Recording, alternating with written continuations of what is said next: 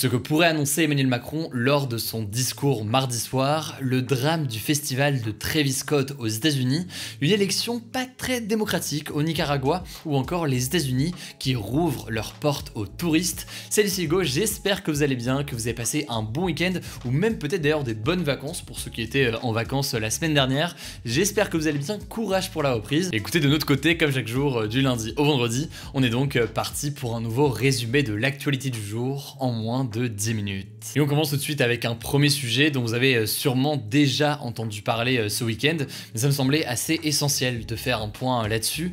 Au moins 8 personnes sont mortes et des centaines ont été blessées lors du festival Astroworld qui était en fait organisé à Houston aux États-Unis ce week-end, et il y a beaucoup de choses à dire là-dessus. Alors Astroworld, c'est donc un festival organisé depuis 2018 par le rappeur américain Travis Scott, et ce week-end c'était le retour du festival après plus d'1 an d'absence à cause du Covid, et logiquement, eh bien, il y avait beaucoup de monde. Et en fait, avant même le début du concert, la foule était incontrôlable. Il y a pas mal d'images qui ont circulé où on voit des dizaines de personnes forcer les contrôles de sécurité face à des agents incapables de contenir la foule.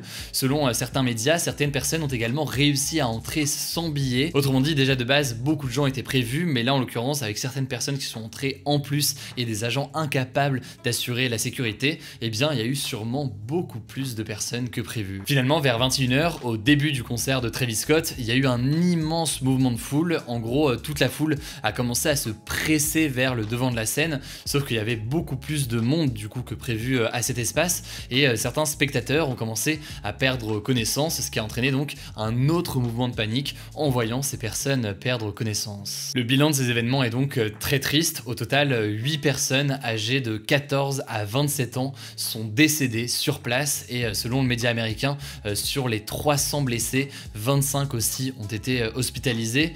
Ce drame a logiquement fait énormément parler, notamment parce que les artistes qui étaient présents sur scène, donc notamment Travis Scott, sont accusés de n'avoir rien fait, en tout cas de ne pas avoir fait assez pour arrêter le concert, et ce donc malgré les ambulances qui passaient devant eux et les gens qui étaient évacués. D'ailleurs à ce propos, l'un des spectateurs qui a été grièvement blessé vendredi a porté plainte contre Travis Scott et contre Drake qui étaient présents sur scène au moment de ce mouvement de foule. Il les accuse en fait d'avoir semé la pagaille et d'être responsable donc de ce mouvement de foule. Après, pour nuancer, selon d'autres témoignages reliés par un certain nombre de médias, à un moment donné, eh bien, Travis Scott aurait arrêté de jouer en voyant certains fans en détresse près de la scène. Bref, une enquête a donc été ouverte pour déterminer les causes exactes de cette tragédie et vérifier en fait notamment les protocoles de sécurité au festival. De son côté, Travis Scott s'est dit absolument dévasté dans un communiqué qu'il a publié samedi sur Twitter et sur Instagram, et d'ailleurs ces stories qu'il a fait sur Instagram ont aussi beaucoup fait réagir puisque c'est des excuses qui ont été très commentées et qui ont été accusées par certains de ne pas être très sincères. Bref, la suite du festival qui devait se poursuivre samedi a donc été annulée. Travis Scott aussi a annoncé ce lundi qu'il rembourserait lui-même toutes les personnes qui ont participé et qui ont acheté des billets pour ce festival. Voilà donc pour l'essentiel des actualités. Après, il y a eu pas mal d'autres rumeurs qui ont circulé autour de cet événement d'actualité. Il y a eu des rumeurs de personnes droguées, etc. Là-dessus, pour l'instant, on a peu d'informations très sûres, mais évidemment, c'est un sujet qui est important, et donc logiquement, on aura l'occasion d'en reparler dans les prochains jours dès qu'on a d'autres informations. Allez, on continue avec le sujet à la une aujourd'hui. Pour la première fois depuis le mois de juillet, eh bien Emmanuel Macron va s'adresser aux Françaises et aux Français à la télévision ce mardi à 20h. Et je sais, dit comme ça, j'ai un peu l'impression qu'on retourne 1 an en arrière pour avoir des grandes annonces de confinement, de couvre-feu, etc. Mais vous allez le voir, aujourd'hui la situation est quand même différente. En gros, on en parlait dans les actus du jour vendredi, plusieurs pays européens sont frappés en ce moment par une reprise de l'épidémie de coronavirus, avec en fait le virus qui se transmet de nouveau d'une façon jugée très préoccupante par l'Organisation mondiale de la santé. La France pour l'instant est pas mal épargnée par rapport aux pays d'Europe de l'Est ou encore l'Allemagne et la Belgique, notamment d'ailleurs parce que la vaccination est plus avancée et donc il y a moins de circulation du virus mais aussi moins de décès, mais il y a quand même une petite remontée du nombre de cas quotidiens ces derniers jours, et donc face à ça, eh bien, le gouvernement veut essayer d'agir dès maintenant. Bon, alors pas d'inquiétude, faut pas prévoir du coup de confinement, couvre-feu ou je ne sais quoi, c'est pas à l'ordre du jour du tout aujourd'hui, mais le gouvernement en fait compte surtout aujourd'hui sur le vaccin et sur le pass sanitaire. sanitaire. Et un sujet qui devrait être donc central au cœur de l'annonce d'Emmanuel Macron mardi soir, c'est donc la question de la troisième dose du vaccin.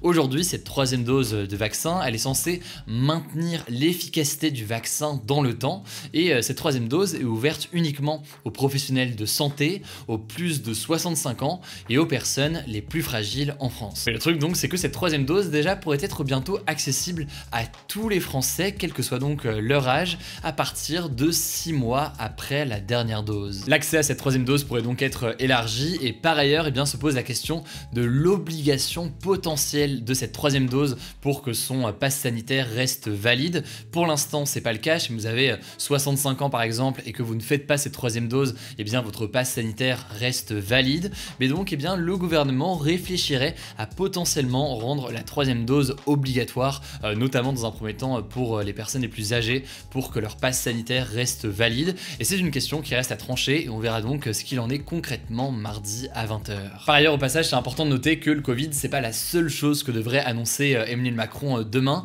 Et le deuxième enjeu important que le président français va évoquer, c'est la question de la situation économique du pays. Et concrètement, parmi les éléments que devrait évoquer Emmanuel Macron, il y a déjà cette question de contrat d'engagement jeune. On en a déjà parlé sur la chaîne. C'est en fait un revenu ou une aide qui pourrait aller jusqu'à 500 € par mois et qui serait versée dès mars 2022 à ceux qui ne sont ni en études, ni en formation, ni employés, et ce en échange de formation ou de travail. On aura donc l'occasion de revenir là-dessus demain, jamais le président en parle. Et au-delà de ça, en fait, selon plusieurs médias, Emmanuel Macron pourrait aussi parler de la réforme des retraites qu'il souhaitait mettre en œuvre, qui avait été mise en pause notamment à cause de la pandémie, et qu'il réfléchit éventuellement à mettre sur la table d'ici à la présidentielle. Ça, c'est donc pour les éléments qui pourraient être évoqués. Après, faut bien comprendre que tout ça se fait dans un contexte très particulier, puisqu'on est à 5-6 mois de l'élection présidentielle qui va se tenir en avril 2022. C'est donc l'une des dernières allocutions, l'un des derniers discours du président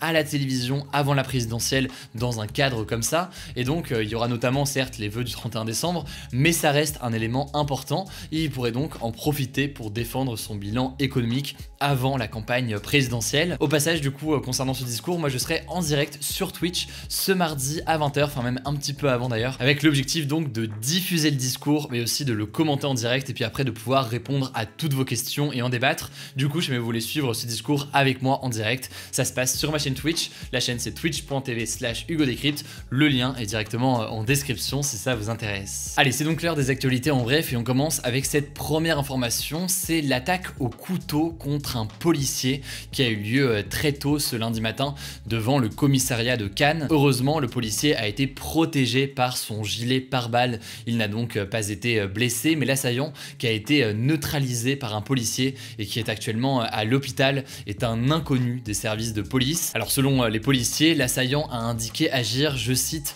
au nom du prophète. La piste terroriste est actuellement envisagée. Alors pour la deuxième info, on va parler d'un pays, et clairement je pense que c'est la première fois qu'on parle de ce pays dans ce format des actus du jour. On va parler du Nicaragua, un pays donc d'Amérique centrale, avec une élection majeure. C'est en fait la victoire de Daniel Ortega à l'élection présidentielle dans ce pays, avec 75% des voix selon les premiers résultats. Il va donc commencer un 4e mandat. Alors jusqu'ici, vous me direz, rien de spécial, mais il y a quand même un problème. En effet, au Nicaragua, tous ses concurrents sérieux avaient été placés en détention provisoire avant l'élection. On est donc sur une élection qui n'est pas très démocratique, disons les choses comme ça, surtout qu'environ 80% des électeurs ne sont pas allés voter et que aucun observateur indépendant n'a pu vérifier comment se déroulait le vote. De nombreux pays ont donc condamné cette élection, mais Daniel Ortega s'apprête quand même donc à faire un nouveau mandat de 5 ans à la tête du pays,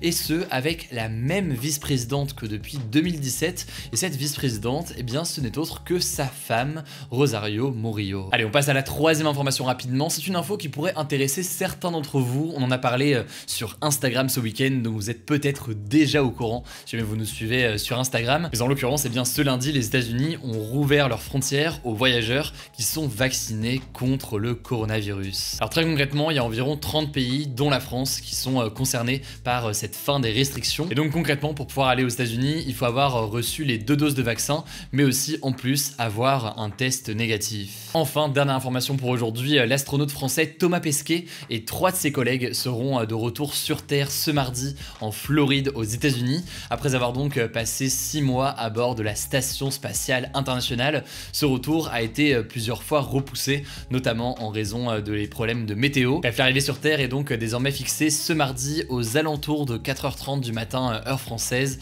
Évidemment, on suivra tout ça. Alors il n'y avait pas de débat vendredi et il n'y en a pas non plus aujourd'hui. Tout ce que je peux vous dire du coup, c'est vous donner rendez-vous mardi à 20h, enfin un petit peu avant, sur Twitch pour suivre en direct avec moi le discours d'Emmanuel Macron et pour pouvoir débriefer ensemble tout ça. Voilà, écoutez, je crois que j'ai tout dit. Prenez soin de vous, prenez soin de vos proches et on se dit à demain du coup pour une nouvelle vidéo ou alors du coup demain soir sur Twitch.